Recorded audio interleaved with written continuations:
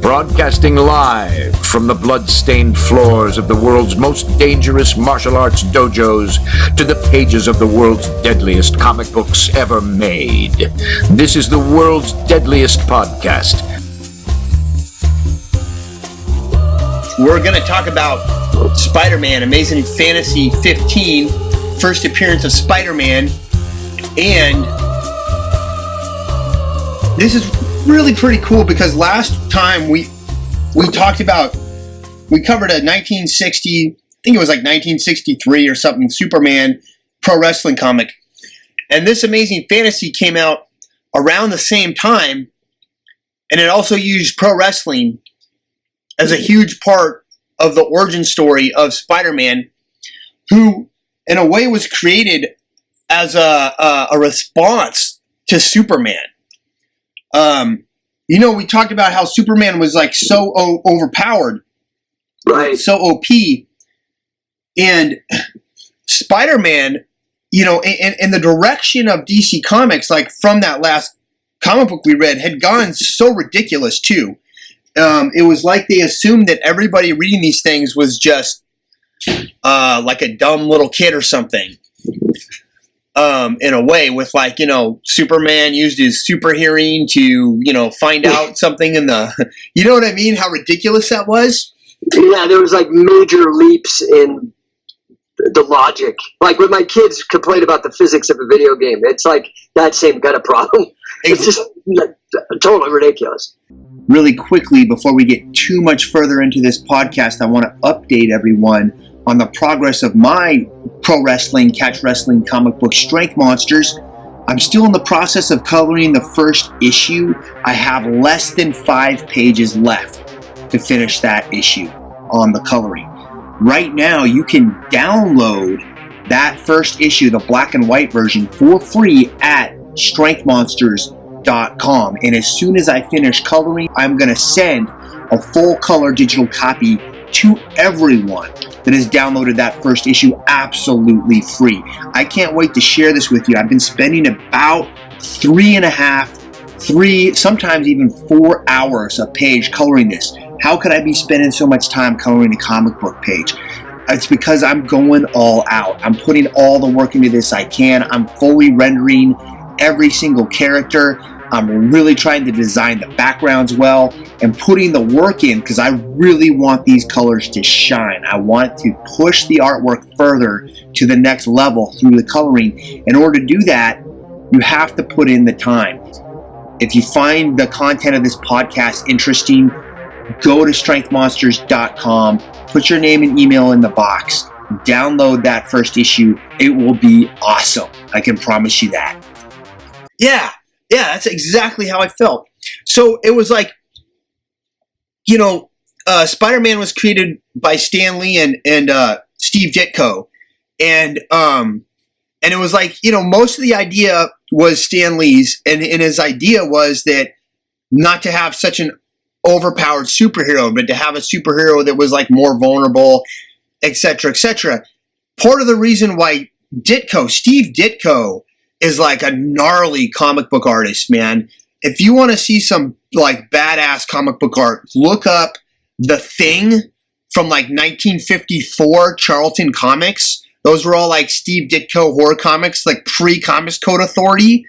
And I mean, they are like gnarly. And the art is just insanely intense. Like huge worm monsters going through cities and stuff. Just really awesome stuff.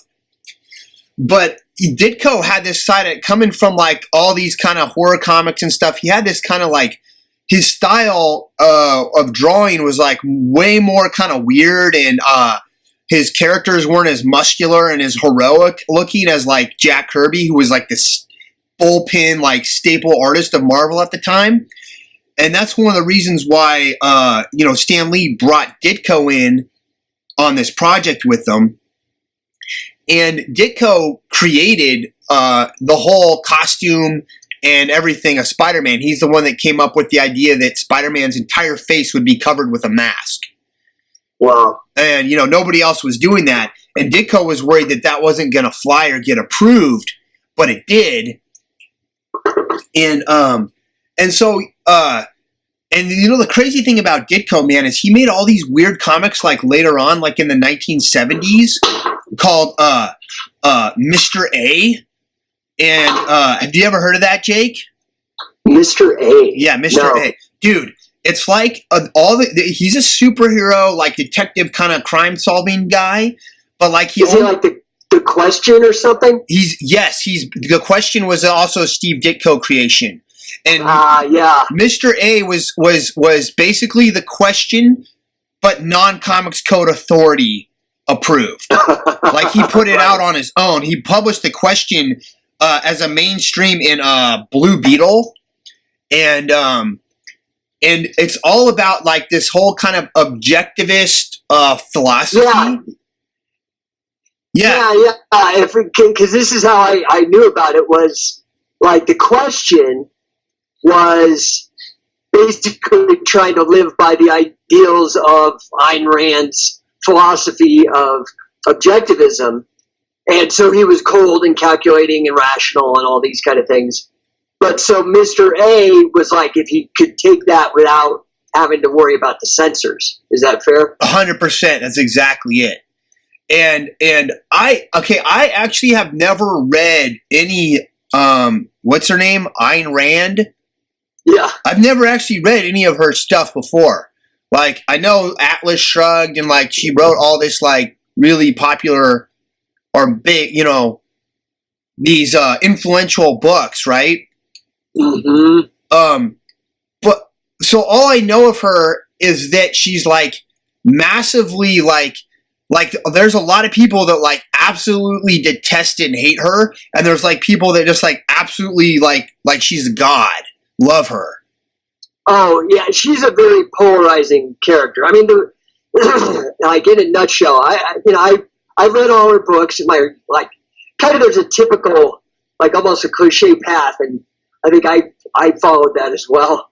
And a lot of times, young people, people that are just about to become adults, really identify with her writing. And it is, I mean, it's very grandiose, and it's very almost comic book-esque in terms of the drama and but all the themes basically have to do with, the idea of individualism, things of that nature. And so far as she covers that, she's fine. As she got older, she kind of spined a little bit and ended up becoming this kind of weird figure, actually, and kind of abused some people in her circle, and it got real ugly. And so it's a sad fact that some of her writing is really actually pretty good. It tends to be a little, she probably needed a better editor because her books are all crazy long. Well, at least Atlas Shrugged and Fountainhead. Yeah. But I think she's a decent author and has decent ideas. But she just kind of lost it at the end of her life. It got way too political, and you do that, it just turns people off anyway. So, but in the Watchmen, Alan Moore's Watchmen, Rorschach is a derivative character from the Question. Right. Yeah, that's right. He is. And he's supposed to be because that's where he's got the same kind of getup, the fedora and the trench coat and the mask. Yep.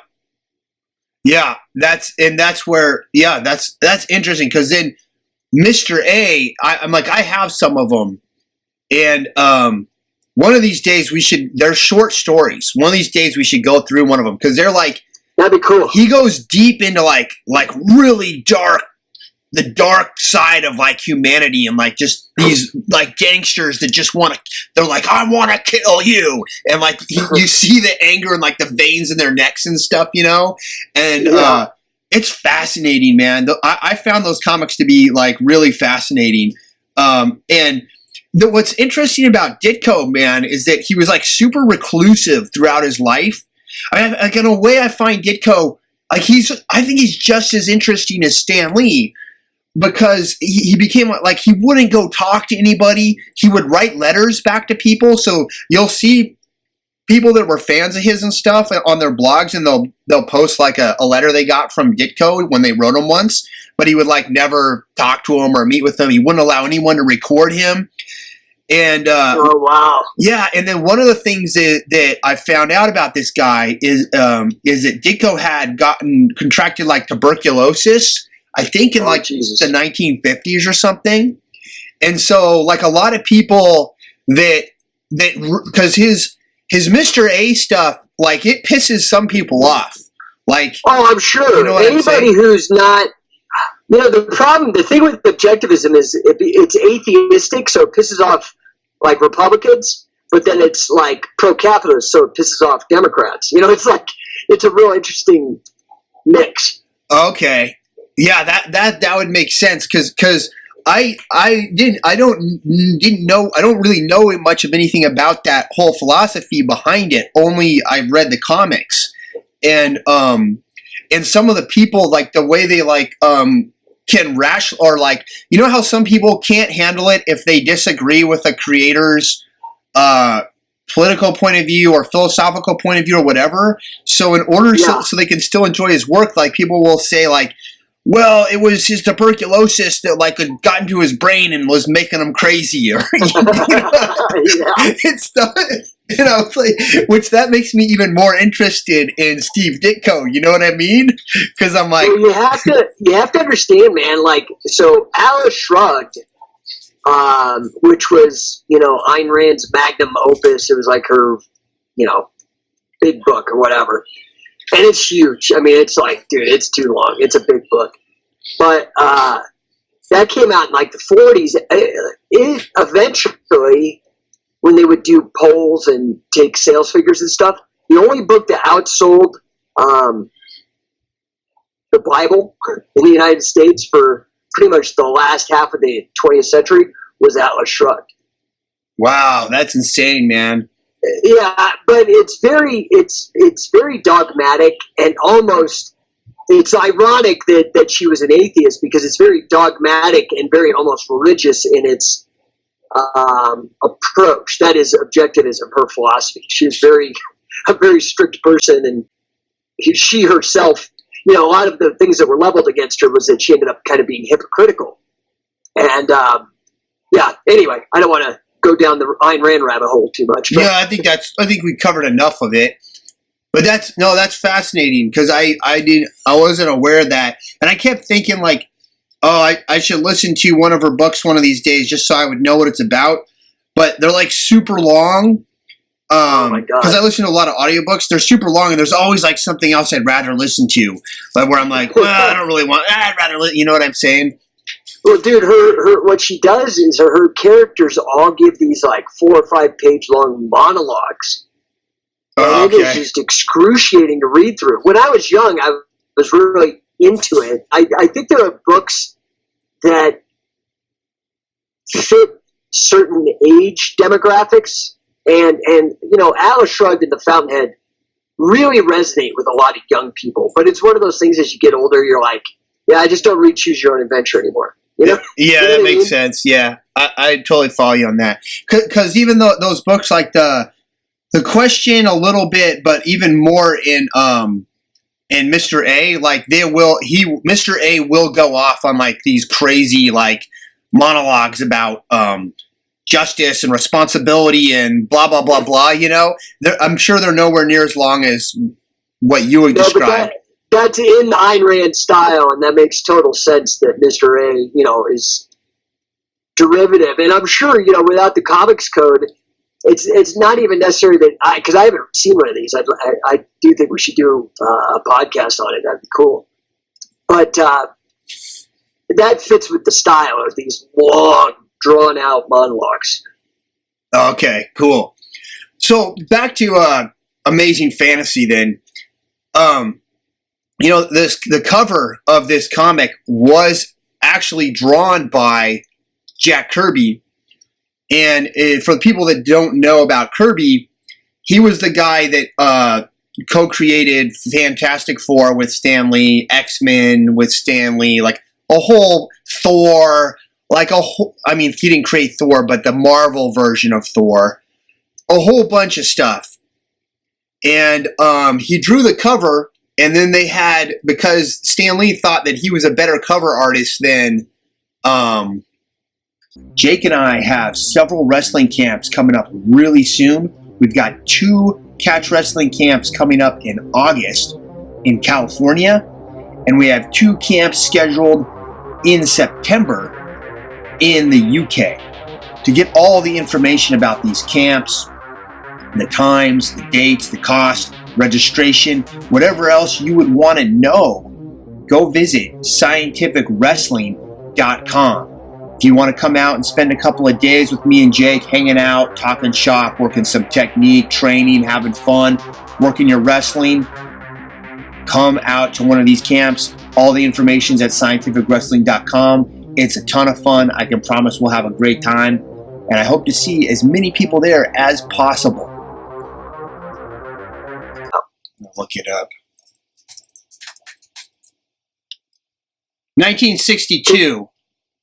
Wow. And I think the comic we read last week was like 1963 or something.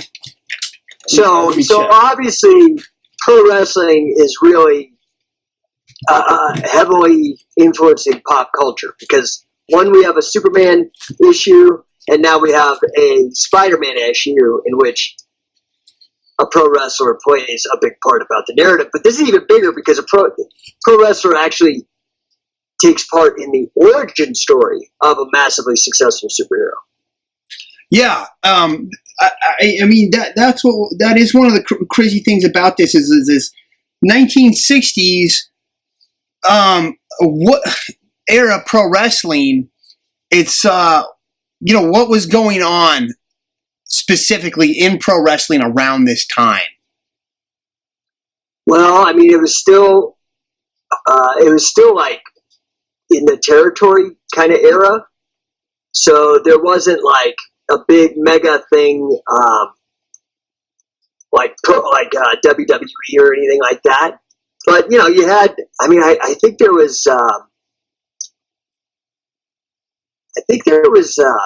AWA was around, NWA was around. It was just all these little territories, Okay, so for people that don't know the history of pro wrestling, basically what you would need to understand is that it's the wrestling as a entertainment work, fixed match thing had been going on for decades at this point.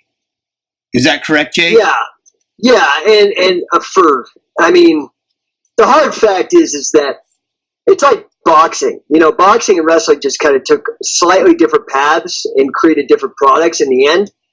But there's always been this problem with potentially fixing fights or, working a match. But pro wrestling just went totally the other way and said, screw it, we're just going to make theater in the round. But by the time you hit even the 20s and the 30s, it's all fake. So by the time you hit the 60s, the difference with the 60s was the technology. Wrestling's really weird because it seems to be one of the art forms that really utilizes technology the best, because I think they were saying like pro wrestling is the longest running TV show on American television. It's always been on TV. Like there's no other type of program that's been on in the same way that pro wrestling was. It's just continuously been on there. Yeah, it's a staple. So when the 60s rolled around, everybody started getting TVs. Well, now everybody, instead of having to go to the arena to watch wrestling, they'd watch it in their houses. And this is, Buddy Rogers, Luthez, and Rocca, Freddie Blassie. Like these are the guys from that kind of era. Right. I think that's important to understand because people forget is that the television came out like what in the mid 50s, early to mid 50s, where you could buy a home television. In terms of everybody being able to have one, yeah. Because I remember my grandparents who are still alive. I've got a grandfather that's 92 years old. Wow. He bought the television. He was like the first one in his apartment building to own a television. And he told me how like you would turn it on and there'd be like no programming on. And I think that there was like it was like a black and white screen and everybody would come over to his house because he was the only one in the complex that had one, and they'd all sit down, and then when the programs came on at 5 o'clock or whatever the time was, and they'd all sit there and they'd watch it, and because it was like this new thing. Yeah, I mean, back in those days, it was very new, but, you know, pro wrestling really lent itself to it. And then, you know, when TV changed from rabbit ears to cable, that's when Vince McMahon took everything over. Okay, you know? so... And now with the change to the internet, you see the product changing again. So kind of the format, you know, or the medium, you know, whatever media that you're using to share pro wrestling, that really has a big effect on it too. But yeah. You know, this is still a time when there are people that, I mean, I'd say half people know it's worked and half people know it's real. But I mean, you know, it's clearly cartoonish, but they're still considered tough guys. Right, because even when I was a kid watching pro wrestling in the 80s, everyone generally knew that it was fake, but even as a kid, I was like, well, I don't know how fake it is, you know what I mean? And my parents would kind of just like let me believe that it was like real if I wanted to believe it, because I kind of did, because like I saw like Hacksaw Jim Duggan got like punched in the mouth and he like bled. I think he just bit on a blood capsule, but I was like, dude, he's really bleeding. Yeah. So it's got to be real. So a lot of times what they do is they do things like blading. I don't know. Have you ever heard of blading? Yeah, I know about blading, man. It's gross, dude. Yeah, so they'll take a razor movie blade. The Wrestler with Mickey Rourke is like so great because it just shows really honestly what I think the business is really like or what it's become like, at least on the indie scene. But they'll just take a razor blade and then, you know, break off the sharp tip, and then, you know, they always tape up their fingers or their wrists or whatever. They put the razor blade under a piece of tape, so during the point in the match when they need the drama, the blood, you know, they've been knocked out at ringside or thrown over the ropes or some shit, and under the cover of like whining about their injuries or something, they peel it off and nick their forehead and they start gushing blood. Yeah, that was one of the old things. So yeah, because the blading always grossed me out. They got to keep convincing. Yeah, they got to convince people that it's real, right? And like, if it gets ridiculous, all of a sudden when blood shows up, people are like, "Oh, nobody would do that in their right mind. It has to be real." But right, no, it's part of an act. And that's part of what sold it. And going back to this territory thing, so what happened is you started getting territories where basically like different promoters would just agree like, hey, I'm going to promote in this region and you're going to promote in that region and we're going to stay in our own areas. Is that basically kind of where that came out of? Or yeah, so, you know, you have to remember that pro wrestling originally started out as just, you know, guys taking side bets. Like those were the first pro wrestlers where the guys that said, hey, they were like challenge matches after work, and they would say, okay, I'll bet you $100. And the other guy would say, okay, I'll throw in $100. And, you know, winner takes all. They do best 2 or 3 or whatever the match, right? Right. Well, eventually, some of those cats, because they were working in coal mines, like these awful jobs, well, they started making enough money from these side bets that they could quit those hard jobs and focus on the wrestling. And those were the first professional wrestlers. And when they started making enough money like that, then they started figuring out, like, oh, okay, maybe I need not to just make money on the backers, but I can get one of these bar owners to hold it, and we could sell tickets. And then next thing you know, now there's a third party, not just the two parties wrestling, but the promoter. So now the promoter comes in, starts like making an event out of the thing, and then next thing you know, you got works and, you know, fixed fights and everything else. Okay. How certain are you that that's the origin, though, that there was a wrestler that then started thinking like a businessman and said, I'm going to include a venue, a promoter, etc. I mean, because it seems to me almost like it would be natural as soon as you saw these matches, money involved, somebody would go, I could make money off this, and you'd have a promoter almost right away, I would think. Yeah, I mean, so you have to remember, like, catch wrestling, which is what pro wrestling came out of, was considered dirty fighting. You know what I mean? Right. It was considered dirty fighting because you got on the ground.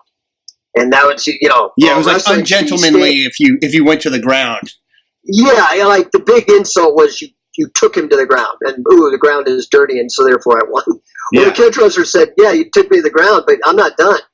Right. And that was so shocking, man. That was like Ozzy Osbourne to the to the people. You know, they're like, oh my God, can you believe that? They kept wrestling on the ground. And it got popular. And it was rough. And but in England they had the publicans. These are the barkeeps, right? Like of the pub. They're called publicans. They run the bars. Okay. Well, they started getting the idea of like, hey, this shit's popular. Why don't I just hold it here? I could sell beer. You guys could still wrestle. It's a win-win for everybody. But that's kind of how it started out. But then you also have it happening on its own in America too, during the Civil War, and people are bored during the Civil War. They just start taking up wrestling matches, start taking up bets. Once the war's over, they're like, well, shit, we could actually start making money. So there's these different ways that people made money. Some was through the publicans, some was through promoters. But, I mean, it just was more spontaneous than some one single-minded person. It just all kind of flowed in that direction. Right. It just seemed to be like the natural path that river went. Yeah. That's interesting. Yeah, and then it went through this peak of intense competition and brutal matches. And then everybody said, fuck it, we're just going to work it. Okay. And part of that is because, I mean, if you have a catch wrestling match and it's a real match, I mean, it's like going to the Olympics, dude. You wrestle that match, you're going to be beat up bad. Like, it's a rough match. You can't do that every single week to make that kind of money. Right, yeah. Especially if you're going to be a professional wrestler, and how many of these matches can you do, night after night? Real catch wrestling matches. And it's going to break you down eventually. There's all these weird things that mixed in, like you'd have these like ethnic characters. You'd have like an Irish wrestler, you'd have an Iranian wrestler or a Persian wrestler.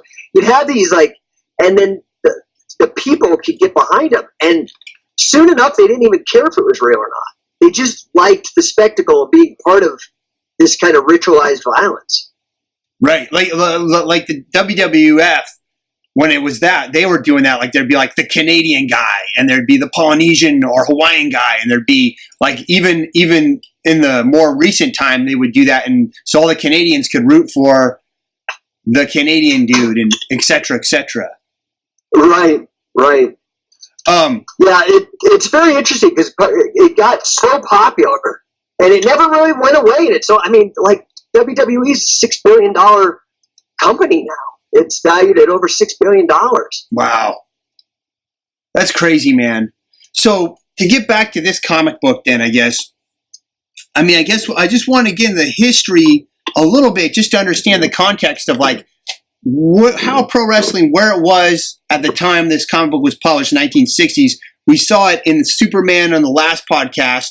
Now we're going to see it in Spiderman, who I think we talked about. If we haven't talked about it, Spiderman was, he was like a response to Superman. The idea was to create this character that wasn't ultimately powerful, that had weaknesses and flaws. His origin story is like strongly tied into this old line of a pro wrestling organization getting corrupted by a mob boss or like a mob or gangsters or something like that. Well, there's this common thing with the Superman thing too, that like the mafia is just this awful thing. Like during the 80s, it was drug dealers and gangs. Well, back then, it seemed like the go-to bad guy were these like mafiosos. You're right, because they were like a main plot component in the last story too. So on the cover, Amazing Fantasy 15, we've got Spider-Man he's like swinging across. He's holding this guy in a suit with one hand. You can see like all his classic webbing and everything. And he's saying the world may mock Peter Parker, the timid teenager. It will soon marvel at the awesome might of Spider-Man. And there's like all these buildings behind him. And you see all these little guys like on top of the buildings, like watching the scene, what's happening. And this cover is just brilliant. It was penciled by Jack Kirby, the great Jack Kirby. It was inked by Steve Ditko, Ditko drew the rest of the comic. So Ditko came up with the design, like nobody told him where to go. Just somebody said, "This guy's Spider-Man. These are his powers. Come up with a suit." Right. Yes. So Steve Ditko, he came up with the design of the suit. He came up with the idea to have Spider-Man's entire face covered with a mask, which that was like something he was really worried about because they're like, well, they was afraid that was going to get thrown out by the editors or whatever. How can you have a superhero and you can't see his face? And he's like, well, right. We'll have to show expression other ways. But his thinking was like, this is going to be a teenage superhero. So, so the idea behind that was, if you could see its face and everybody sees that this guy's a teenager, nobody will take him serious. Yeah, and that's, I think in terms of the logic of the comic, that makes sense. Totally. So anyway, going into this thing, we get this ad on this first page, and it's like, I actually have this actual product. It says, an amazing invention, magic art reproducer. Draw the first day, no lessons, no talent.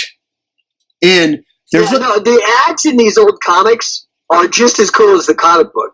I mean, I grew up in a little tiny town in Colorado for a number of years called Buena Vista. And there was like less than 2,000 people. There's one stoplight. And I lived and died by my comic books. And not even the comic itself. I mean, the comics were important, but the ads, man, I would go through and I would read every word like 100 times because I was just bored. There was nothing to do back then. Dude, I found them. I find them fascinating. It's funny because it's like it's got this like fairly attractive woman in a bikini. And this is totally TNA. I mean, this is like a young men are buying comic books or sci-fi things, and there's this chick in a bikini with her arms bound behind. I mean, it looks more like an S&M thing or something. And like Betty Page. It looks like Betty Page kind of stuff. And then the little naked chick drawing down in the bottom. You only see her back, but yeah. And there's like this kid drawing her. Like if you get this course, you're going to be able to draw these beautiful women. But what it actually is this magic art reproducer. It's called a camera lucidia. So lucidia means light. There's another one called camera obscura, which is dark. And both of them do the same thing. They'll use mirrors to project an image onto a surface. And the lucidia loses the light, bounces it off an angled mirror. And when you look through the hole of the little box, whatever you have it set up with, it'll kind of project that onto the paper and you can trace it. Yeah, I mean, it's clever.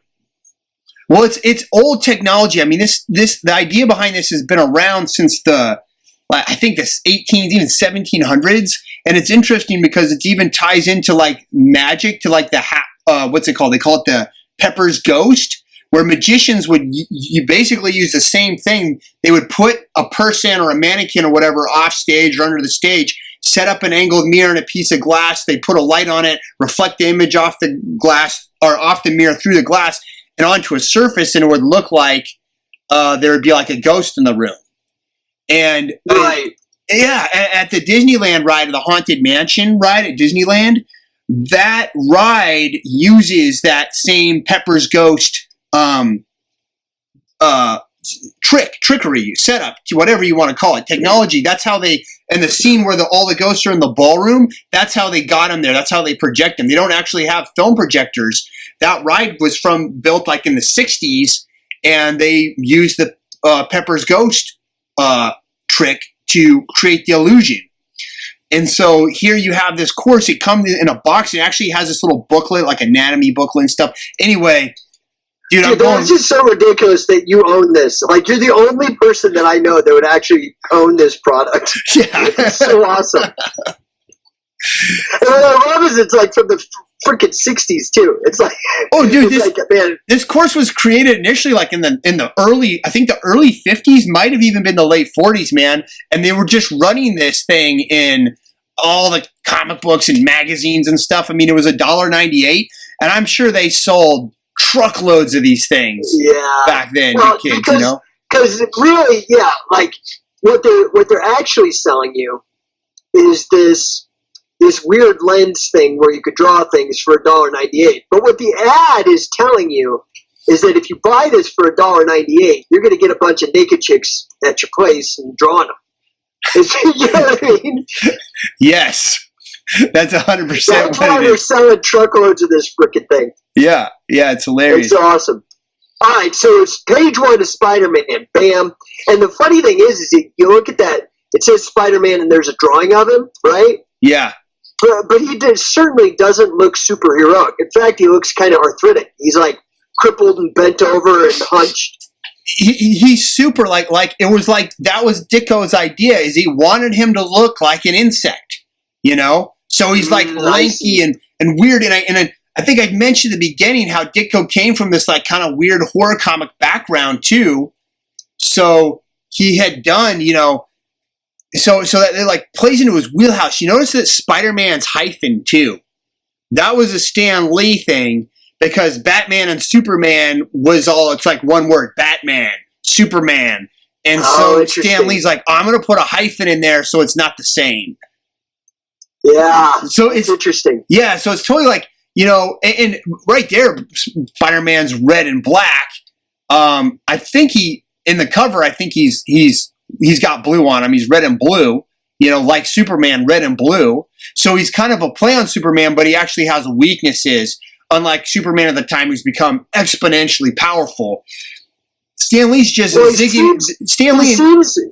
Spider-Man seems like he's right between Batman and Superman. Yeah, I think so. Right? It's one of those deals where, like, it was almost like Stan Lee's looking at this and they're in Ditko and they're like, hey, these guys are zigging, so we're going to zag now. You know what I mean? You know, like that whole DC Comics, Marvel Comics rivalry was pretty strong by this time, 1960, you know? Yeah, but you look at it. So you got the red and blue like Superman, but he's not overpowered like Superman, but he's not underpowered like Batman. But like Batman, his name has got like a pest as the superhero. Like usually bats and spiders, you're like trying to exterminate them out on the farm or something. You know, like they're just kind of gross and fucking your shit up. But Spider-Man is like right between because, you know, Superman, what, he can lift like 100,000 tons or something. Spider-Man could lift 10 tons. Batman can't even lift a ton. Yeah. You know, it's like a sweet spot. And it is really innovative because, I mean, to cover the whole face is pretty crazy. Yeah. Yeah, you're right. All right, so they set up Spider-Man's, like, the splash page is like Peter Parker. They're setting him up as an outcast. They got all the popular kids in one group. He's isolated from them. And, you know, and so right away you realize that this guy is like a teenage social outcast loner. And we get to the first page and it's still more like showing him working in his science lab and like that he's a nerd. And you've got like the jock with the Letterman's jacket, like calling him Bookworm. He's like, get lost, Bookworm. And he's got a girl on his arm. It's like the classic Charles Atlas, you know, the insult that made a man out of Mac, you know, situation. It's like, it looks like Back to the Future, you know, that cliche 50s, you know, where the Michael J. Fox's dad is a super nerd, you know what I mean? And then the jock has the girl, and it's very cliche. Yeah, totally. And so we get to the next page, and this is the page where he gets bit by a radioactive spider, and it's just like probably the story everyone knows. You know, he's in some laboratory, and there's these radioactive rays that they're using, and there's a spider that gets like hit with this radioactive ray. It bites Spider-Man, and he now has been bitten by this radioactive spider. And on the end of the page, he's starting to feel the changes in his body, that he's gaining these powers. And he gets honked at, and so to jump out of the way of this car that was going to kill him, because he was absentmindedly crossing the street, he leaps and sticks to the wall. And then he literally starts walking up the wall of the building, gets to the top, and crushes a steel pipe coming out of the roof, probably some sort of exhaust system for something, with his bare hand. I love the little kid, though, in the second panel that's like pointing to him, and he says, "Look, Mommy, look at the man walking up the side of the building." And the mom's like, "That's the last horror movie I take you to, young man." I mean, I don't recall any horror movies from the 1960s with guys walking on walls. Me neither. It's like a weird, I mean, maybe sci-fi, but I don't even know if sci-fi was that actually a term back then? Yeah. Maybe it was. Yeah, so science fiction, I think we talked about the last one. We never talked about who coined the term, but the term was coined, I think, in the 1930s or 40s, because we talked about this first magazine that was ever solely dedicated to science fiction, which was not Amazing Stories. I think it was. It was Amazing Stories. Amazing Stories was the one that was the first magazine solely dedicated to science fiction. The guy, dude, I'll have to relook up the origin of how I used to know it off the top of my head. The guy that first coined the term science fiction, and he was just putting words together. I think he came up with sci-fi. He was the first guy that came up with the word sci-fi. It was around the 30s or 40s. But all right, so.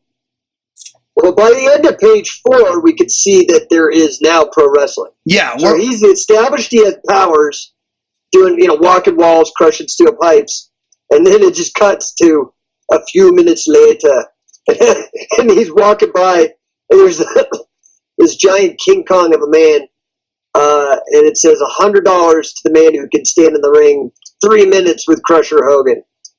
And then Peter Parker's like scratching his chin, like, I'm gonna make some cash. Yeah, his exact words are, "This will be a good chance to test my power again."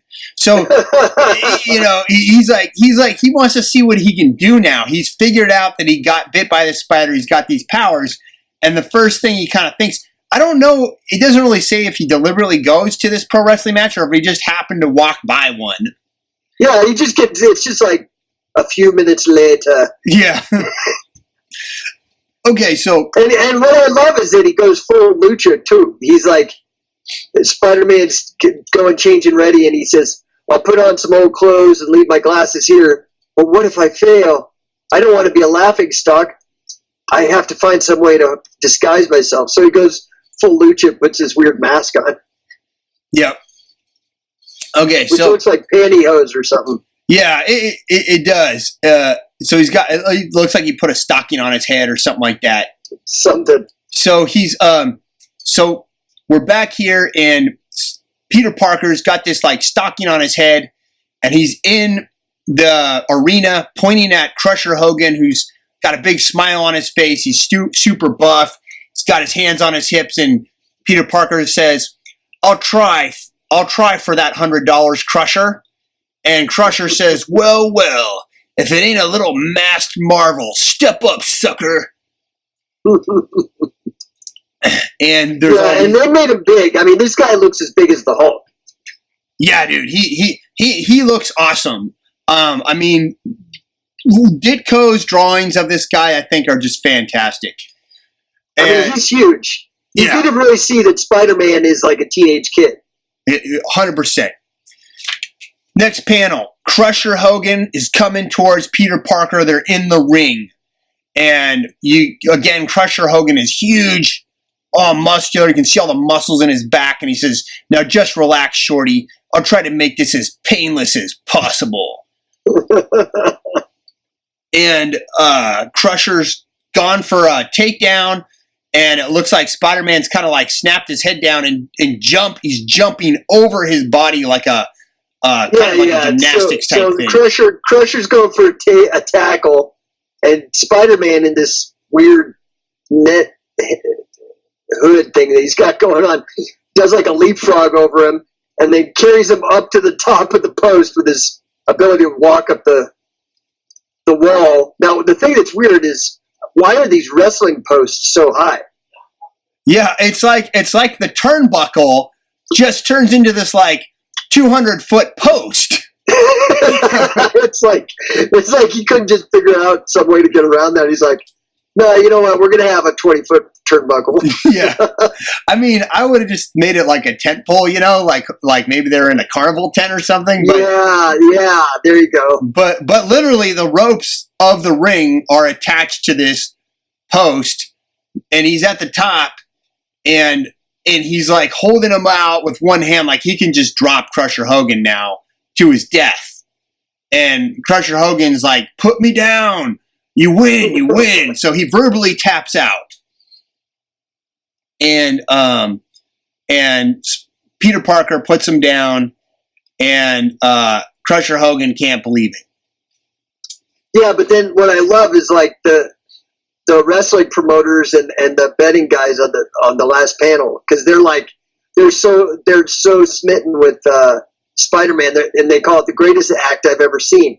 Which, they're not clearly making it out to be a sporting event. It's an act, Yeah, the funny thing though is that this is like a shoot. I mean, the match, because it's like Crusher Hogan's there and he's taking $100. Yeah, wagering money to anybody that can beat him. So this is like the carnival style wrestling that's taking place. But then you got all the business guys, mobsters, whatever, and they're all thinking about the act and how to make money from it. Yeah, this one dude with the cigar is like, that masked character may have just been what I'm looking for. Yeah, totally. Oh yeah, he's a TV producer. Sorry, I read ahead. Okay, so he's a TV producer. Okay. So let's just keep going. So now that TV producer is like, what is he? Offers him some money or something. And it looks like Peter Parker is all stoked, I guess. Well, he's happy because now he's making money. So if you look at it as like a character arc, he starts out, he's like this loser pariah. Nobody wants to be his buddy. He goes to this nerd fest where he gets bitten by a spider, walks by a pro wrestling thing, and now all of a sudden he's into his physical body, kicking ass. And then now Aunt May and them come in, and he's getting his whole outfit going. So he's got web shooters and the classic red suit. I mean, dude, let's get real here. There's no way that guy sews that suit. Yeah. I mean, that suit's pretty rad. And it's amazing. Yeah, it is. And so we've got this whole character arc, and now we get this ad. Check out this ad. It says, so now we have a full-page ad. This has nothing to do with the comic. And it's an amazing new home training plan in air conditioning and refrigeration. And now you see this old machine here? Now I actually tracked down... No, I'm just kidding, Jake. Dude, if you were going to tell me you bought one of these, I'm like, man, you got a problem. Yeah, no. It's like a certain type of hoarding. Yeah, you're like just what is your random shit that was in a comic book. I actually don't know anything about this advertisement. You had me going for a second. I was like, Jesus. You're like, oh my gosh, dude, are we going to go on another tangent? Another ad tangent? Okay. Oh, that's funny. Okay, so part two. Part two. Now he's already on TV. Yeah, so now he's on TV. He's like a star. He's showboating it up, like he's climbing on walls, shooting his web, and everyone's like, this is, they're all impressed with him. The TV producer's like, don't show him too much. Leave him begging for more, and people are like, the next page, he's got a whole group of people, and they're like, hey, I'm from Life. I'm from Life. They're probably referring to Life magazine. We'll pay any price for a picture spread. Sign me up. I'll put you in the movies. We want an interview. And so now he's popular. He's popular, yeah. So the outcast nerd, he's He's not only has he gained the strength and power, he's gained the popularity, and now he's like, see my agent, boys, I'm busy. So he's getting a big head. Too cool for school. Yeah, he's gotten super cocky and everything. And then this is the moment, right? So as that's happening, everybody's like trying to get his autograph or turn him into a movie star. This guy runs by, who's being chased by a cop, and the cop's like, "Stop, thief! Stop him! If he makes it to the elevator, he'll get away." And Spider-Man didn't do anything because he's a celebrity. Right. And so the police officer's like, what's with you, mister? All you had to do was trip him or hold him for just a minute. And Spider-Man says, sorry, pal, that's your job. I'm through being pushed around by anyone. From now on, I just look out for number one. That means me. And so that's like a key moment. He lets the bad guy get away because he's looking out for himself and nobody else. And then the cop, but when the Spider-Man says that, then the cop says, "I ought to run you in." Save your breath, buddy. I got things to do. Yeah, so I love that banter. That it's such like crime noir. Like I don't know. It's a tough guy banter from that era at school. Yeah, totally. You don't hear people talking like that anymore. At all. Hey, see? You're going to do what I tell you, see? Yep. Okay, so let's go to the next page, and what we see is Spider-Man is now like a huge celebrity. He's in all the newspapers and stuff. And it's basically like a montage panel, where it shows Spider-Man in front of an audience and doing all his tricks and a whole bunch of newspapers with his headline. And we get to the next panel, and Peter Parker's got to his house, and there's a police car there. And something's wrong. He goes in, and he finds out that his uncle, Ben, has been murdered, and then he was shot. And now he's totally enraged. He's totally enraged, and then the cop tells him exactly where to find him.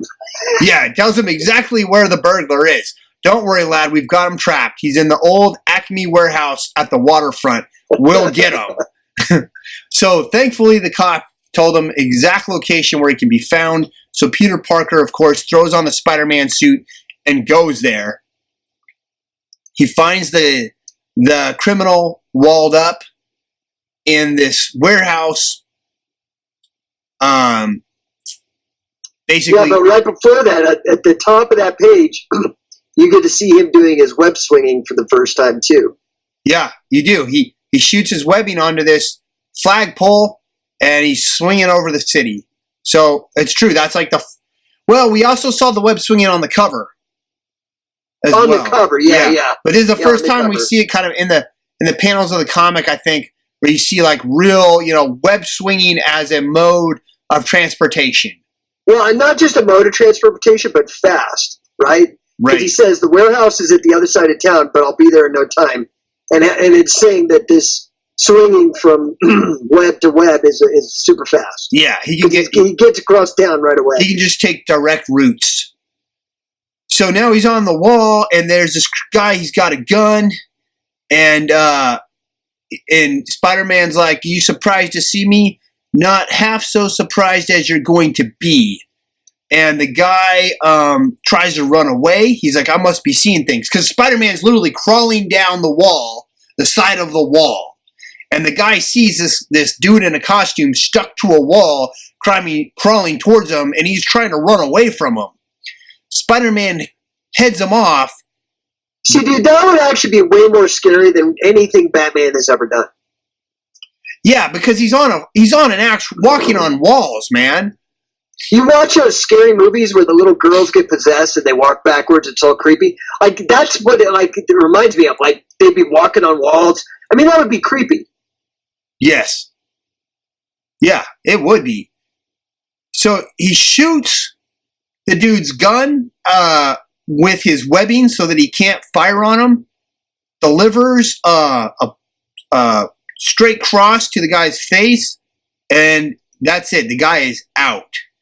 And Spider-Man's holding him up, and he's looking at him, and he recognizes who this guy is, and it was the guy that he let get away in the elevator. He says, "That face, it can't be. It's the fugitive who ran past me, the one I didn't stop when I had the chance."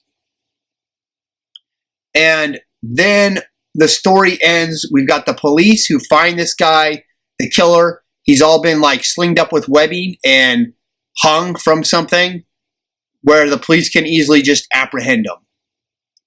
And it says a short distance away, Spider-Man is there, and he's taken off his mask.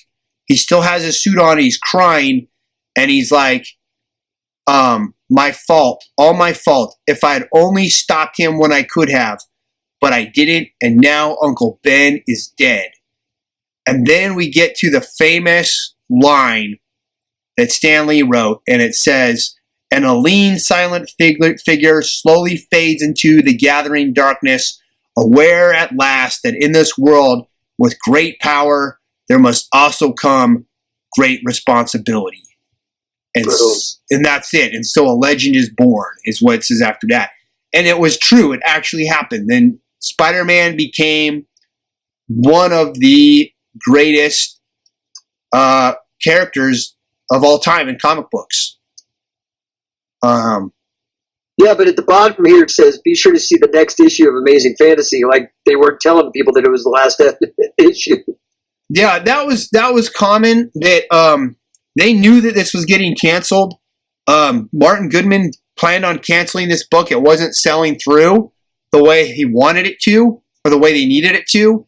And that's part of the reason why he allowed this story to be published, because he didn't think Spider-Man was a good idea, because according to Stan Lee, Goodman's reaction was, everybody hates spiders. That's never going to be popular. And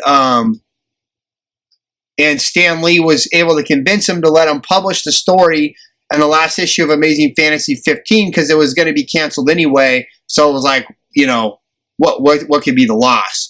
And this comic was like an anthology comic. It had a whole bunch of different stories in every issue. And this was just one of the stories.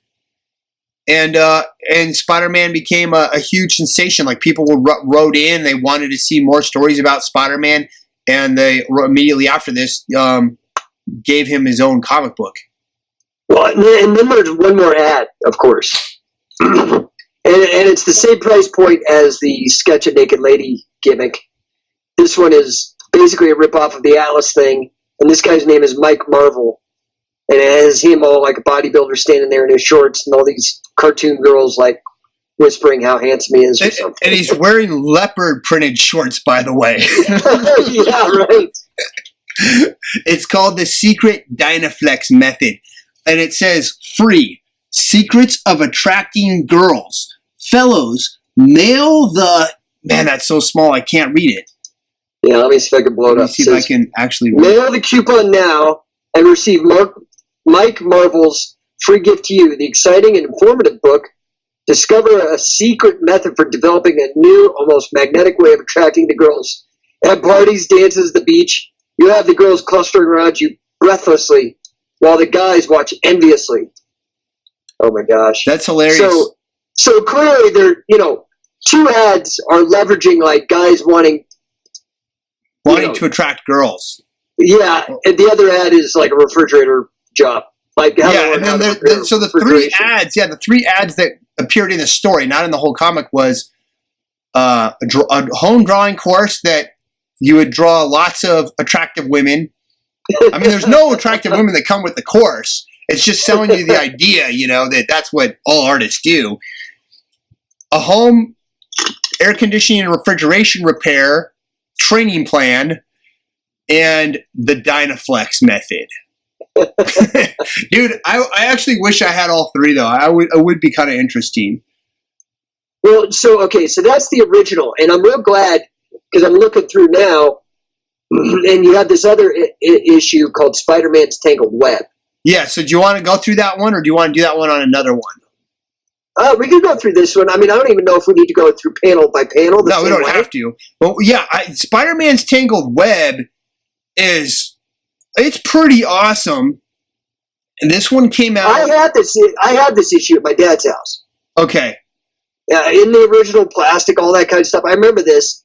And this one was penned by Raven, if I'm not mistaken. The pro wrestler known as Raven. Yeah, I believe that is correct.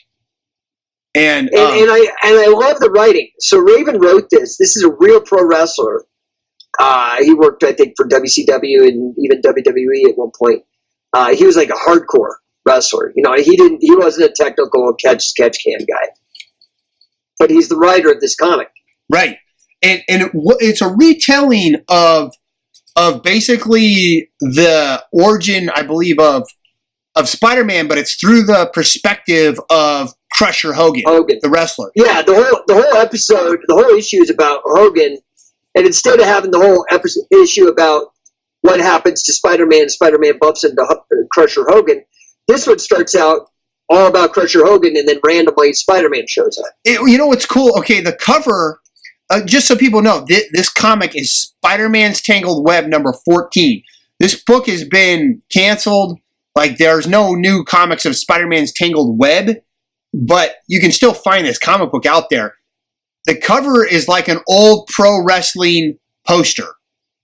Like, literally, like it was like they were looking at the old posters from, you know, the 60s and stuff and tried to kind of make one with Crusher Hogan on there.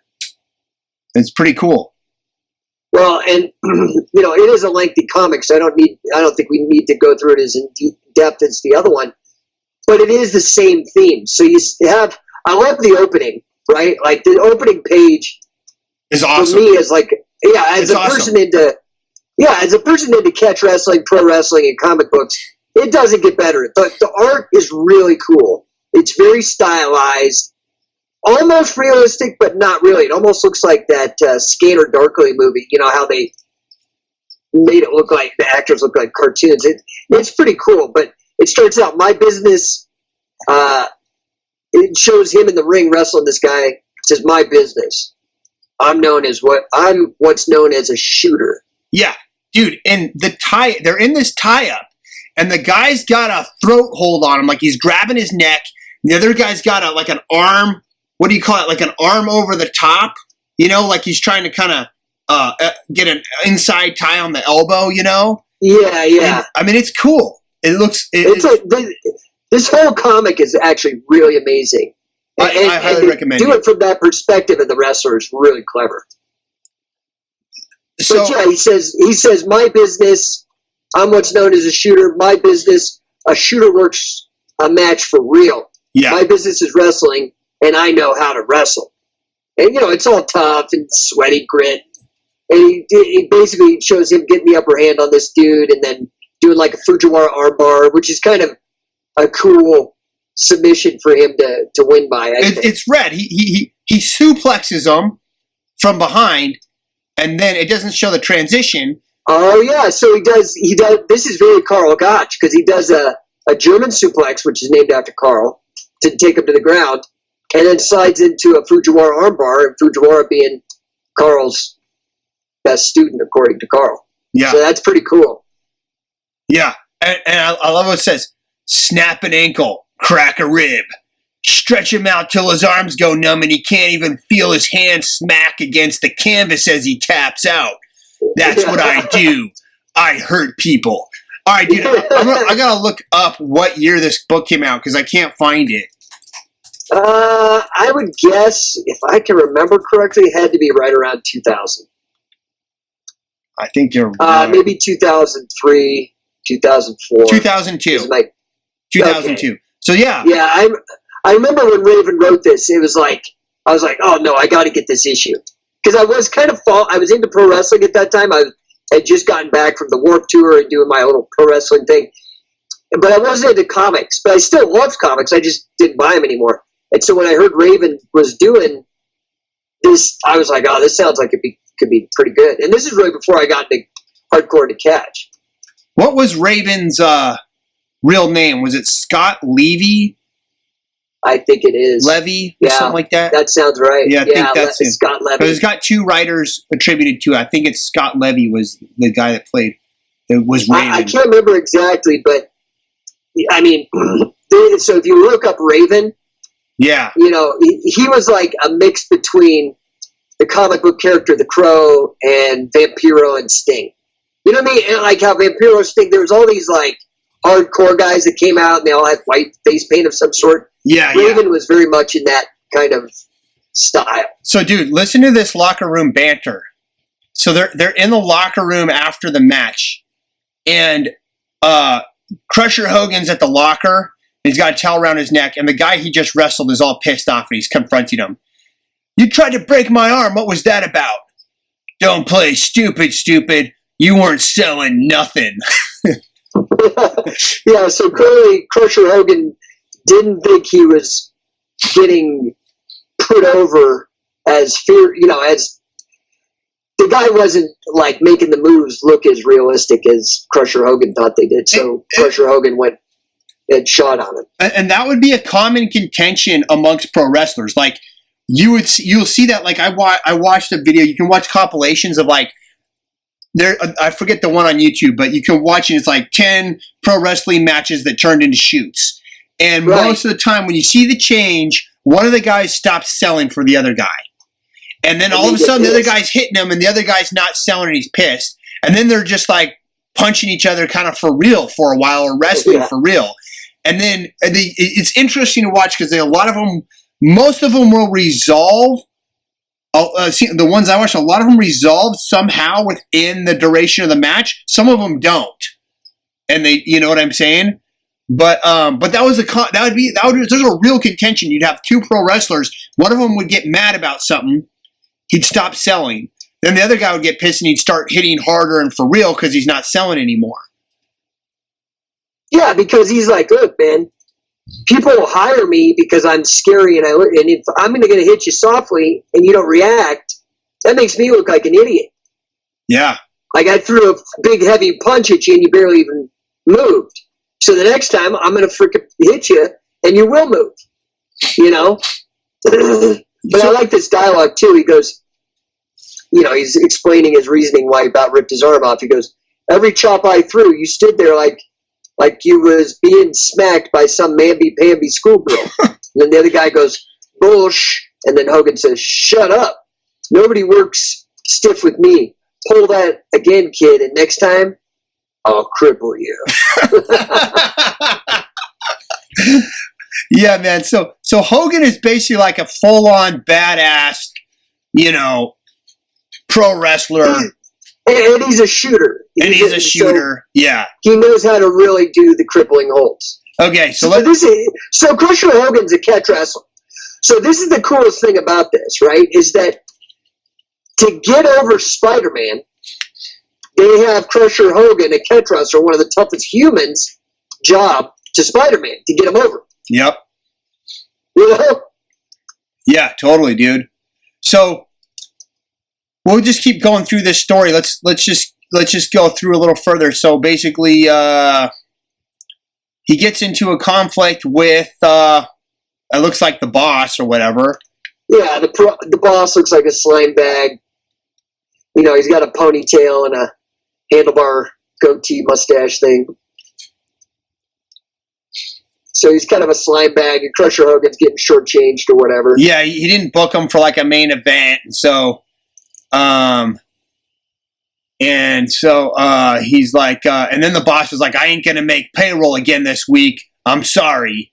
And Hogan is like,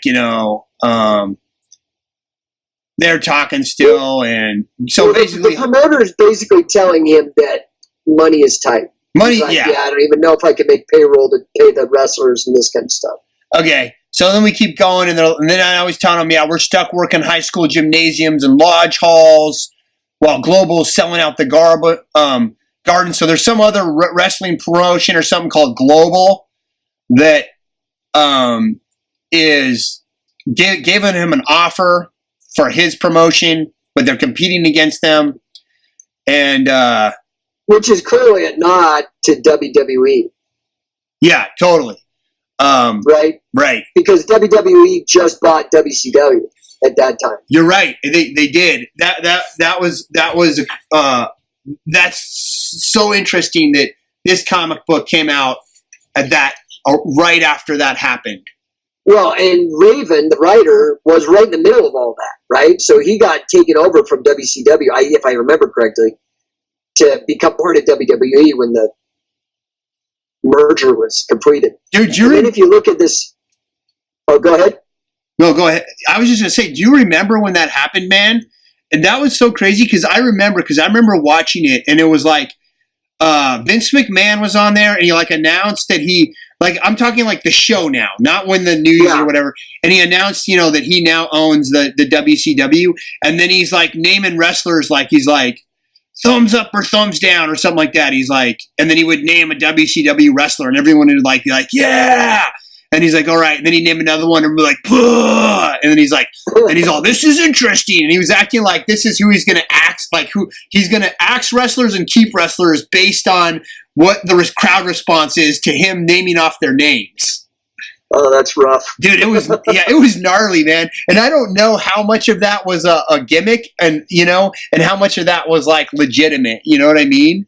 Well, what you have to remember, dude, is WWE, like, or WWF, whatever, that entity didn't really become the entity that we know until like the early 80s, which is not that long ago. I mean, when we were kids, it was still all territorial and stuff until McMahon started just really pushing money into selling these pay-per-views and getting like fucking Liberace and Mr. T and all these celebrities involved.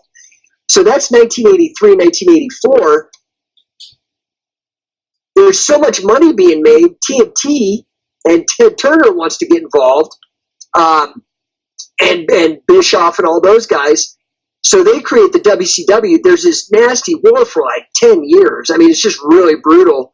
Tons of money. It's kind of a golden age in terms of like people making money and making a living off of wrestling because of the competition. But then I'll always remember that time because I was wrestling the Warped Tour in 2001, and I remember it was such a big deal because, here I am, this indie wrestler, which is like being a fucking indie musician. Like, there's, you know what I mean? Like, the chances of actually getting signed are 0 to none. You know what I mean? Like, indie musicians a lot of times are just playing, like, coffee shops and shit. And that's what indie pro wrestling was like. It was just these little high school gymnasiums and whatever. Anyway, I was so stoked because when I got on to the Warped Tour, WCW had folded. And so that meant that I was wrestling in front of our crowds were the second largest pro wrestling crowds of that time. Wow. Because WCW had actually folded. So this group I was wrestling with, Incredibly Strange Wrestling, for this like 1 year period before the merger and acquisition was all totally taken and folded in and all that kind of stuff. I was actually wrestling on these popular shows. I think that's why Vampiro agreed to wrestle with us too, was because, the Warped Tour brings like stadium level number of people or whatever. So anyway, I don't want to go down that boring rabbit hole too far. No, that's cool, Jake. Wow. That's gnarly, man.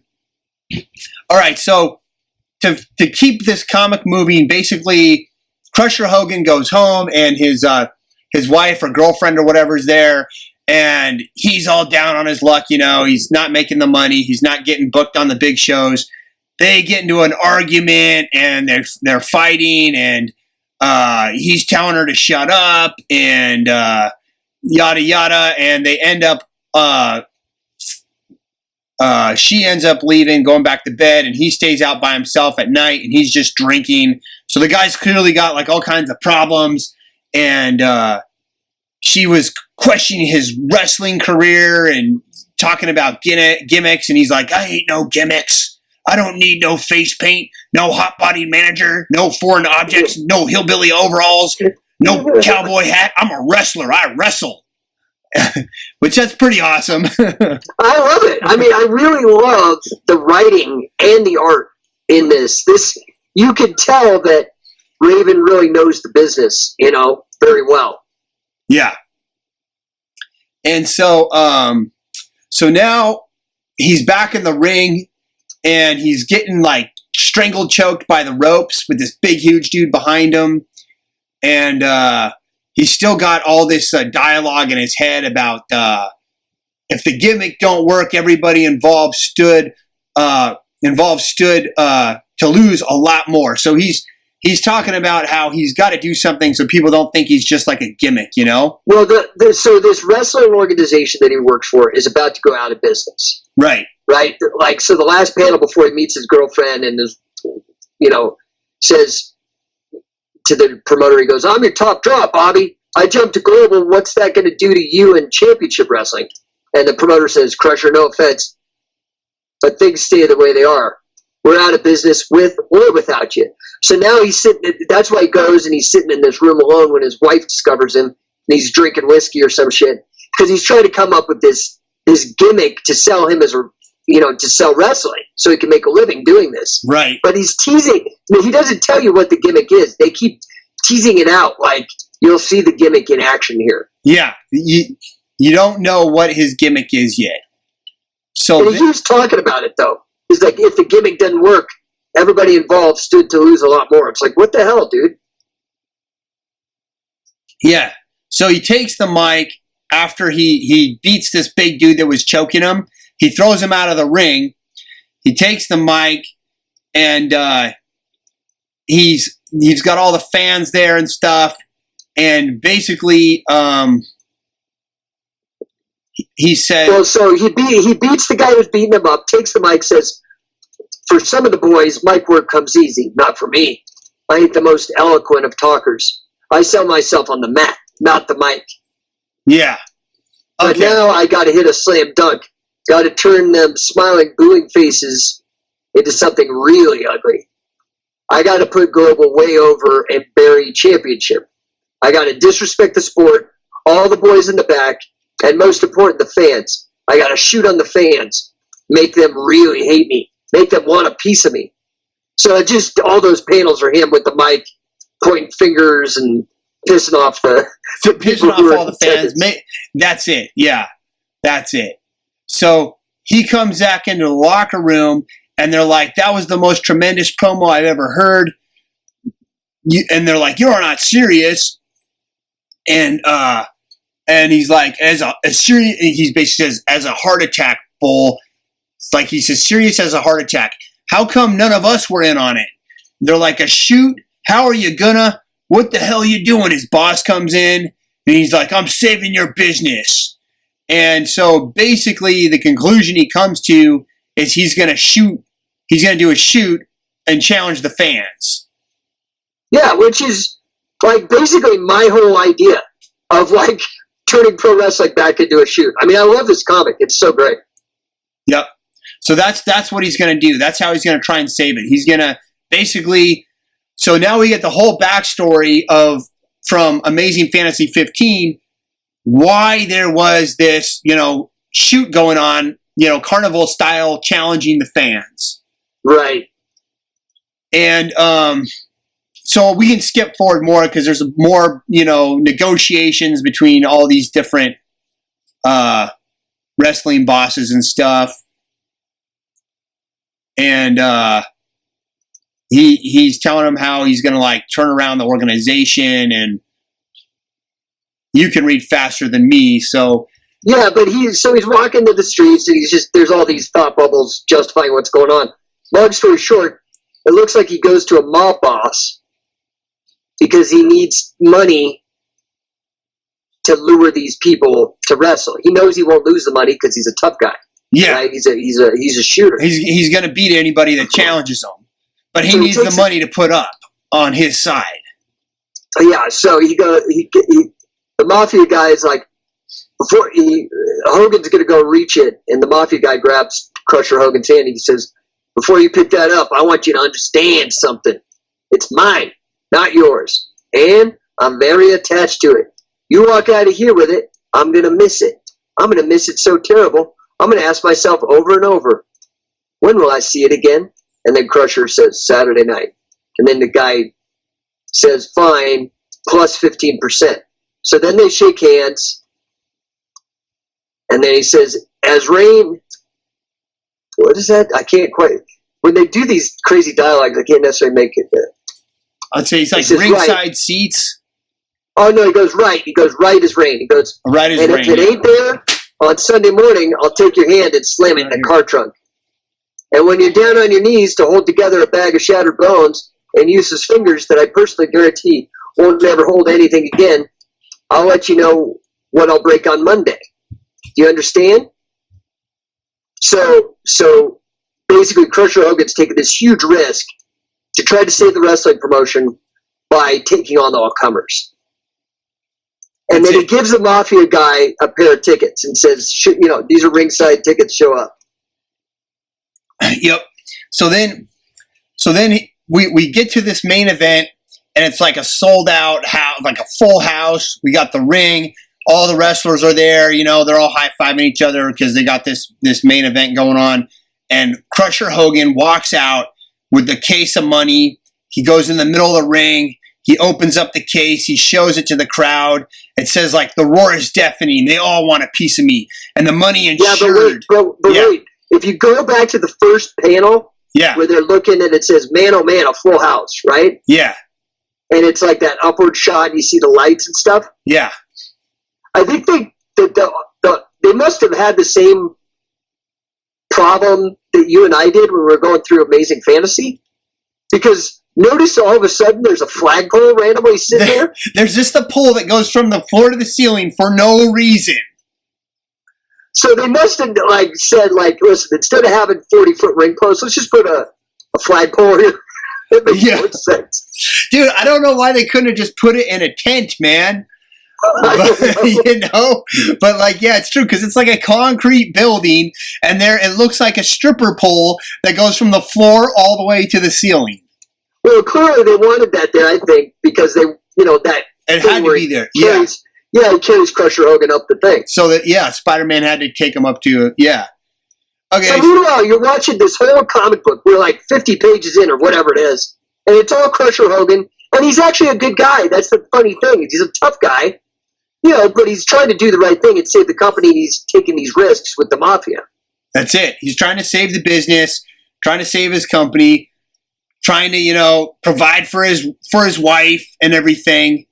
And so he's out there. He shows the crowd the money. It says $10,000 prize. $10,000. It says the roar is deafening. They all want a piece of me. And the money ensures they always would. And then it shows him just beating down all these people that challenged him. So he's doing a choke slam on a guy. He's got a guy in a sharpshooter, or not, or a Texas cloverleaf. Yeah, it's not a sharpshooter. Texas cloverleaf. He's just pinning a guy. He's yelling at the crowd. The crowd's yelling back. And then all of a sudden, in the last panel, it's Crusher Hogan standing in the ring. You look at him through the ropes, and there's a hand raising up. And then this guy's jumping into the ring to wrestle him, and it's Peter Parker with the stocking over his head. Yeah, it's the same exact stocking as the original comic book. And I love the name. I mean, that's just I would have that blown up into a fucking print for my wall, dude. Like that last page, with Spider-Man jumping over the top ring rope like that. That is an amazing piece of work right there. And then it says the last shoot. That's what's especially cool about it, is just that that image, and then it just says the last shoot, and that's the end of the story, because you know everything that happens after that. So at least at one point in this Spider-Man narrative, it was actually Catch Wrestling that got Spider-Man over and made him into a superstar. It 100% was. And I think people are totally unaware of that, and how pivotal catch wrestling and pro wrestling was to the origin of Spider-Man. I mean, it was central to how this character came to be. Yeah. I mean, I do like that they had him play Crusher Hogan played by Macho Man. Dude, in the movie. We'll have to go through that one of these times, because I actually sent you the clip of that scene. Macho Man versus Spider-Man versus Macho Man. Yeah, Tobey Maguire, yeah. Spider-Man versus Macho Man. So, I mean, the fact that they brought in Macho Man, they couldn't have picked a better dude to bring in to be Crusher Hogan. But they changed his name to Bonesaw. Yeah. So you got that clip pulled up? I do. We can go through it real quick, actually. Let me see if I can get it to play here. Let's see if it... Okay. Are you able to kind of play it? Yeah. Because you should be able to just play it. Well, I can play it without downloading it even. I'm going to turn the music down, or this volume down a bit. Okay. Yeah, I'll turn mine down a little, but I'll make it so you can kind of hear it. So we got Peter Parker walking in, and Macho Man just body slammed the dude, and Tobey Maguire's looking at him like, whoa. So they're all yelling, Bonesaw. He does the elbow. Yeah, so he does the elbow, hands over the head, drops him with the elbow, and then what's cool is they call him Bonesaw, Master of Disaster, and then there's one point where they're like holding up saws. I'm going to skip forward a little bit, and you of course you have all these ring girls, and there's like a line of dudes to wrestle, and he's just throwing people out of the ring. Anyway, they've turned it into a cage match in this one, and then how did Spider-Man beat him in this version, in the Macho Man one? Do you remember, Jake? Well, it's kind of similar. Like it's using his spider powers, right? So it's kind of cheating or whatever. That's right. He kicks him. Okay, so I'm just going to go to the part where Spider-Man wins. Oh, wait. And who's the announcer? Is that the guy from Evil Dead? Let me see. The guy with the glasses on? Yeah, who is that? Isn't that the, what's his name? It is. Is it Bruce? It's not Bruce Campbell, is it? Yeah, Bruce Campbell. He's the announcer. Yeah, that is Bruce Campbell, I think. What's your name, kid? Oh, but this one's only $3,000. Yeah, so the original was $100. $100. The Crusher Hogan was $10,000, and the Spider-Man Tobey Maguire was $3,000 for 3 minutes. Yeah, they seem to always change the price, Yeah, and then it looks like all Spider-Man did to win was so. At 4:14 of the clip, that's where everybody's got the saws out, and they're like moving their saws like Bonesaw. And Bonesaw slams Spider-Man into a cage, and abuses him with a steel chair for like 10 minutes. Okay, they just handed off a crowbar, and Spider-Man does a side kick from the ground twice to his ribs, kicks him in the face, all up kicks from his back, another up kick from his back, a double donkey kick, flips him over, and I think that's it. That's how he beats Bonesaw. So they got rid of the... Yeah. They got the movie version is seriously lame. They got rid... it's way lamer than the comic, because they got rid of the whole carrying him up and dropping him. The only thing that was good, really, was just Macho Man. Yeah. Well, what's interesting is, so... I don't know, people who don't know the history. So Macho Man was a second-generation wrestling star. So his dad was a famous wrestler from the era that influenced the comic books. His dad was Angelo Poffo. His real name is Randy Poffo, and he had a brother too, Lanny. And so the Poffo brothers, and then Angelo Poffo. But his father was super, super popular in the 50s and 60s, which is, why the popularity of pro wrestling in the 50s, 60s, why it showed up in Spider-Man and in Superman. And then the irony is that Randy Savage shows up in the movie, 50 years later or whatever. Wow. So the last comic in here, we won't go through it, is Amazing Spider-Man 271. Do you see it, Jake? Yeah, this is where he's got the black suit. Yeah, so this one, it says 2013. It's not. Look at the cover price. It's a 5 cents. Is at 1985. So this one tells the story of what happened to Crusher Hogan after his match with Spider-Man. Oh, interesting. So if you go down, and this one is actually inked by Joe Rubenstein, who is my teacher. Oh, no way. Yeah. So Ron Friend's penciler, Rubenstein, one of the most prolific inkers in all comics, inked this whole story. And really, we just need to go through like the first 5 pages because I'm actually scared because this even makes Crusher Hogan a bigger part of Spider-Man than even what people knew.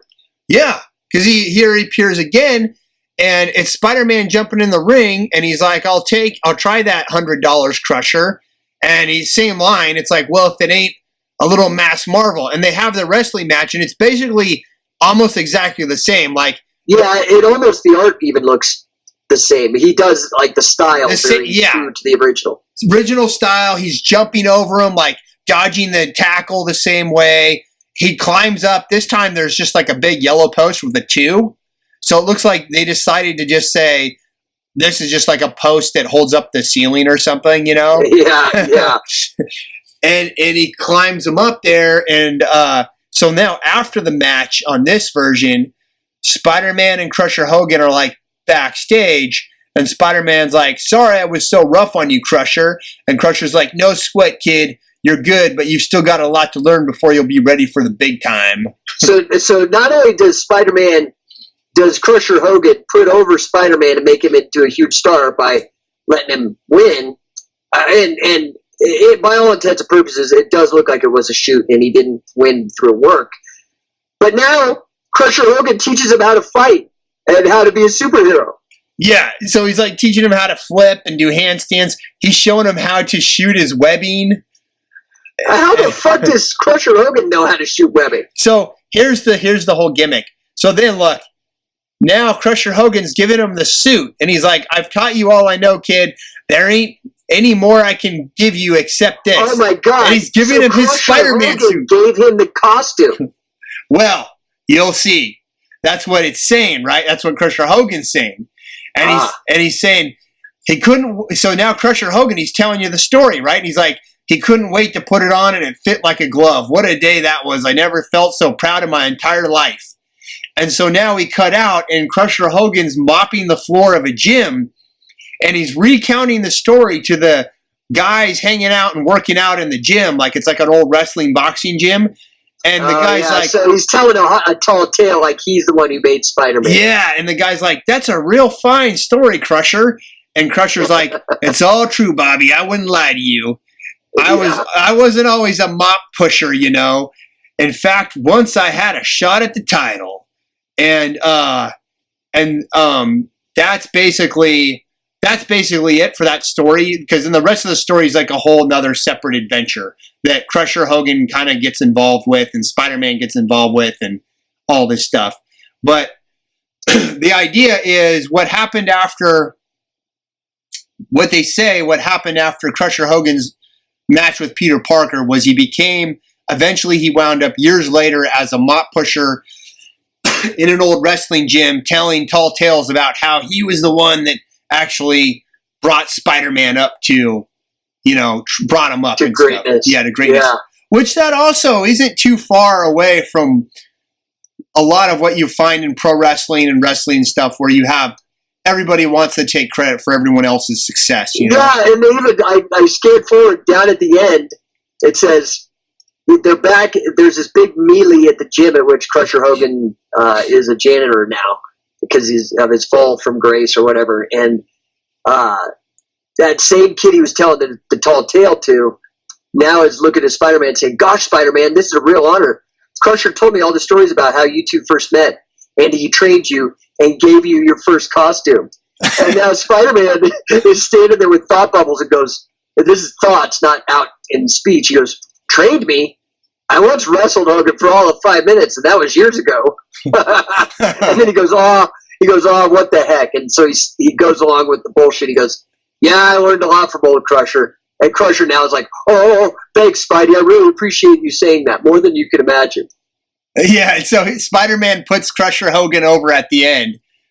And it helps Crusher Hogan. Like, you go down and he's like being accepted by his friends, and And there's a thing where it says, to think I doubted all those stories. You really do know Spider-Man. And he's like, got tears of joy. Yeah, put her there, pal. And they're like shaking his hand. That's hilarious, man. Poor Crusher Hogan. Yeah, dude. No, what a fascinating comic book character, though. You know what I mean? Dude, they should have made him into a superhero. They still could. I mean, that's to my knowledge, those are three stories we went through. Amazing Fantasy 15, was it Spider-Man's Web 14, and Amazing Spider-Man 271. That's all the Crusher Hogan lore really that there is. But I think they could totally do more with that character, man. I think he's a great character. Well, you just have to wonder, like, when you look at a character like Bane. Yeah. Like, dude, to me, Bane is a juiced up lucha libre guy. You know, that's what his whole costume was. It was a wrestling singlet with a lucha libre mask on. Right. You know. So I mean, I think people could get the sensibility and stuff, and maybe a lot of times these guys, the pro wrestlers, are bad guys just because to your average person it could be intimidating.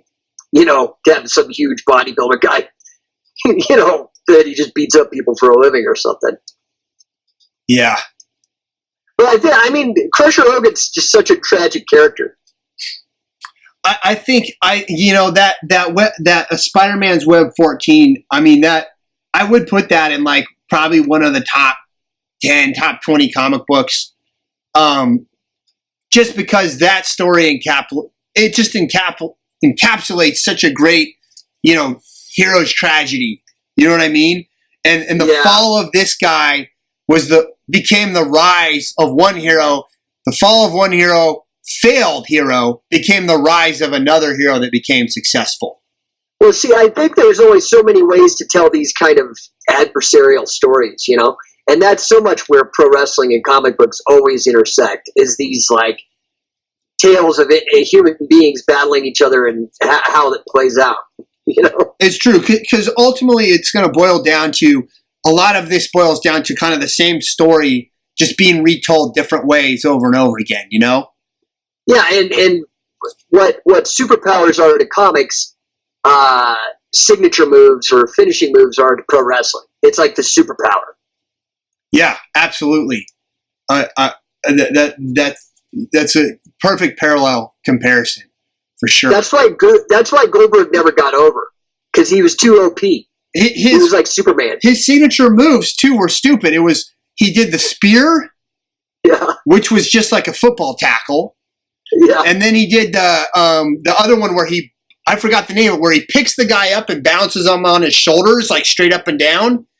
And then he would like just fall back down, like drop him back. It's like a suplex where you drop them on their top of their heads, like a vertical suplex. Yeah, but like he would totally bounce the guy straight up, and that was like a better one, but like he just didn't quite have the. I mean, like, how like a Jake the Snake like made the DDT like a big like a thing. You know what I mean? Yeah. Like you think DDT, immediately it's like Jake the Snake Roberts. Dude, Danzig had that T-shirt on the first one. That's like he had the Jake the Snake DDT Roberts T-shirt. Yeah. Like Goldberg, he just couldn't. He was just like a big goofy guy. He had huge traps, and that's what I liked about him. I was like, dude, I want to have traps in the neck like that. When I was a kid, I think every kid, when Goldberg was coming out, every young man, I mean, he did look freaking scary as hell. Badass, yeah, he looked badass. He wasn't fat. He was like ripped. Yeah, and just looked like a human superhero, like really an insane. But man, I just don't know if he didn't understand the business or he didn't even really care about it. He just seemed like, oh, this is a way for me to make money and fame, And he could get in the ring and scream and shit. But dude, like I watched this match that he just had with Undertaker, and there was a spot where he was supposed to do a takedown into a leg lock. And Goldberg totally forgot it. Like, even Undertaker's, like, feeding his leg to him. It's so bad. Yeah. And he just kind of, like, I don't remember if Goldberg was the response to Stone Cold Steve Austin or if Steve Austin was the response to Goldberg, because they were both really similar at the time, and they were both kind of headlining each company at the time. And I saw Goldberg wrestle live once, and he wrestled, I think it was Bam Bam Bigelow. Like, he's like a fat guy that's like kind of... Yeah, I know who that is. Yeah, famous but washed up at the time. And it was one of those deals where it was like, Goldberg was the main event, and when he came out, that whole arena just went nuts. But he was a big star back then. Yeah, it was because of the look. He didn't really have much personality, and they put him on a win streak. Where, just like you said, they're like, they've overpowered him. They put him on a win streak, and they're like, people are going to watch him because nobody knows when he's going to lose. Because he never lost. And he defeated Bam Bam Bigelow in like 2 minutes. And I thought, man, that's it. That was such a short match. And I don't even think his match was actually televised.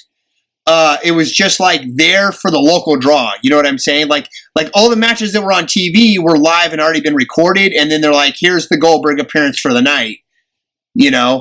From a money standpoint, like, that's a dream situation.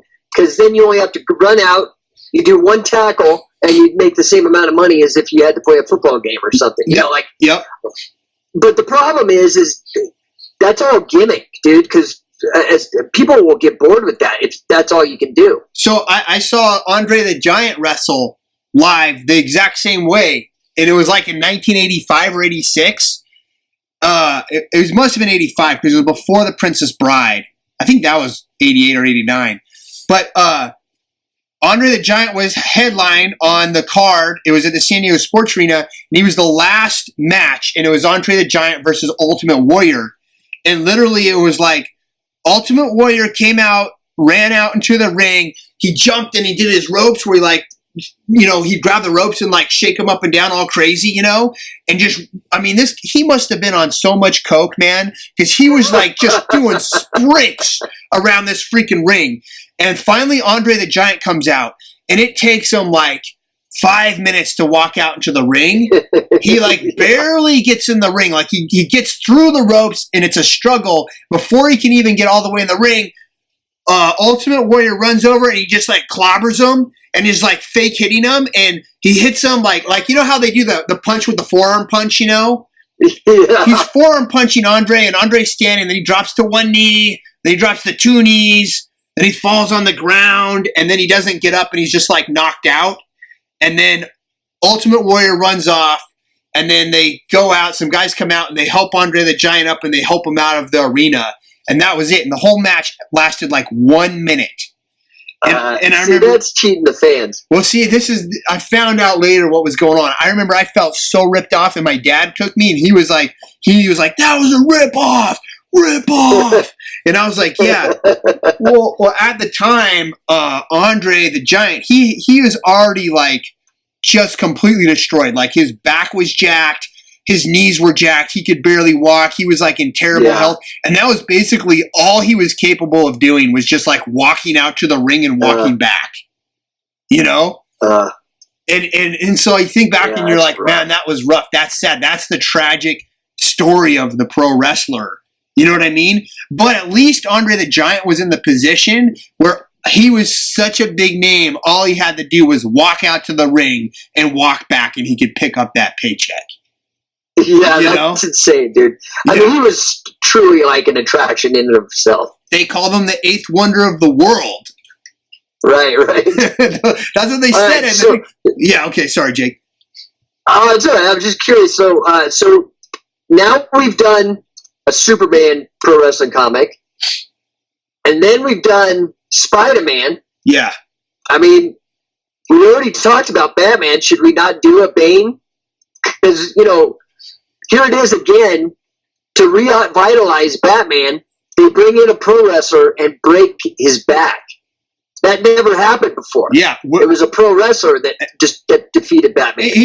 I think we should go over Batman. Dude, there's some gnarly 1960s had pro wrestling Batman comics. It was like all these comics in the 60s were putting out pro wrestling stories. And it's interesting, Bane was 90s, and it's true. he used the backbreaker to beat Batman. Well, it was like they needed to revitalize Batman the comic, and I think they were getting tired of the same old villains with the Joker and Penguin and all that, and that whole iconic image of the backbreaker being done on Batman and breaking his back and taking him out of commission, and it's totally a fake pro wrestling move.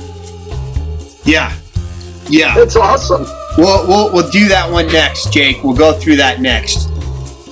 All right, cool. Well, thanks, Sam, for your leadership on walking us through the comic books. It's awesome. You bet, Jake. I love doing these, man. If you'd like to follow me, Sam Crescent, on Instagram, you can find me at World's Deadliest Art. If you want to follow Jake on Instagram, you can find him at Anomalist. To check out other show notes, links, and other cool stuff pertaining to this, as well as previous podcasts, go to worldsdeadliestpodcast.com. Also, don't forget to go to strengthmonsters.com, download the first issue of my comic book, Strength Monsters in Eat a Burrito, where two professional wrestlers have to take on a luchador from southeast Mexico that has waged war on all the local taco shops in their community. Also, don't forget to go check out scientificwrestling.com for all the latest dates and registration for catch wrestling training camps, seminars, and workshops. As usual, make sure you stay tuned to this channel as we'll have another podcast coming out real soon. The music on this podcast is brought to you by Incompetech.com. INCOMPETECH.com. Go to Incompetech.com, where you can find lots of great royalty-free music by Kevin McLeod. Again, Incompetech.com. Two professional wrestlers battle to defend their local taco shop against a giant human burrito in the brand new very first issue of Strength Monsters. Over 30 pages of unstoppable, on-the-fringe, underground comic book action. Visit worldsdeadliestwebcomic.com today and download your free issue for a limited time only.